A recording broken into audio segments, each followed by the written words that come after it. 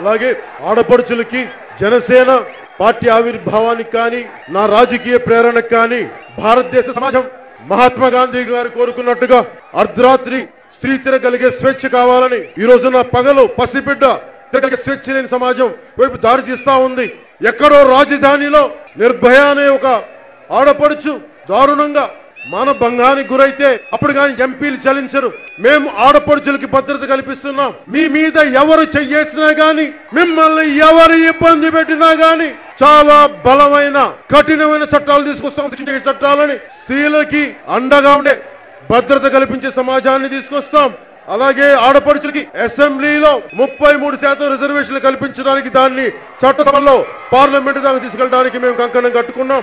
అలాగే పంచాయతీరాజ్ సంస్థల ఎన్నికల్లో ముఖ్యంగా డ్వాక్రా సంఘాల స్వయం ఉపాధి సంఘాల ఆడపడుచులకి, డ్వాక్రా సంఘాల ఆడపడుచులకు కానీ, మిగతా స్వయం ఉపాధి పథకాల ఆడపడుచులకు కానీ స్థానిక పంచాయతీరాజ్ సంస్థ ఎన్నికల్లో మీకు ప్రాధాన్యత కల్పిస్తాం. అలాగే ఆడపడుచులకి ఉచిత గ్యాస్ సిలిండర్ తీసుకెళ్తాం. మీ అందరికి ప్రతి సంక్రాంతికి మా ఆడపడుచుల్ని ఎలా చూసుకుంటామో ప్రభుత్వం తరపు నుంచి మా ఆడపడుచులకి కులాలకి, మతాలకి, ప్రాంతాలకి అతీతంగా మా ఆడపడుచులకి మిమ్మల్ని చీరలు, బహుమతులు ఇచ్చి మేము సత్కరించుకుంటాం ప్రతి సంక్రాంతికి. అలాగే వేరే మతస్థులు గాని, ముస్లింలు గాని, క్రిస్టియన్ మతాన్ని పాటించే ఆడపడుచులు గాని మీరు కోరుకుంటే మీరు ఏ పండగ కావాలంటే ఆ పండగకి నేను ఆ చీరలు పంపిణీ చేస్తాం. ఆడపడుచులకి డ్వాక్రా మహిళా రుణాలు అధికారులు వేధింపులు ఎక్కువైపోయి మమ్మల్ని ఇబ్బంది పెడుతున్నారు అధికారులు అంటే, ఆడపడుచులకు ఒకటే చెప్తున్నాను, మీకోసం ఒక మహిళా బ్యాంకుని స్థాపిస్తాం. ప్రతి జిల్లాకి ఒక ప్రత్యేకమైన మహిళా ఆరోగ్య సూపర్ స్పెషాలిటీ హాస్పిటల్ ని నిర్మిస్తాం. అలాగే ప్రతి మండలానికి ఒక కళ్యాణ మండపాన్ని నిర్మాణం చేస్తాం మహిళా ఉద్యోగుల సౌకర్యార్థం.